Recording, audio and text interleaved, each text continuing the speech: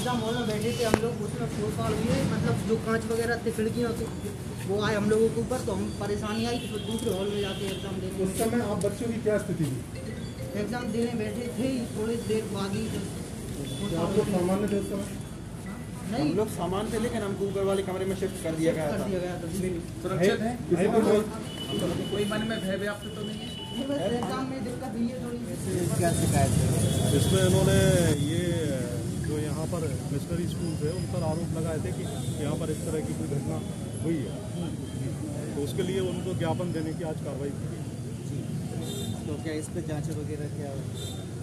इस पे जैसे ज्ञापन दिया है तो उस पर जाँच हम पूरी करेंगे कि क्या है स्थिति, बस स्थिति का पता। क्या सर सेंट जोसेफ स्कूल के प्राचार्य और चर्च के फादर से इस संबंध में कोई पूछताछ होगी क्या? हाँ बिल्कुल होगी, बिल्कुल होगी। सारी जानकारियाँ हम इकट्ठी करेंगे, क्या है तो पूरी जानकारी ली जाएगी। स्कूल प्रबंधन के द्वारा सर इस पूरे मामले में कुछ अपना पक्ष रखा गया है क्या? अभी तक स्कूल प्रबंधन के द्वारा इस पूरे मामले अभी नहीं रखा गया है, अब उनसे जाँच हम बात करेंगे, उसके बाद ही सारी स्थिति स्पष्ट हो जाएगी। बस ठीक है।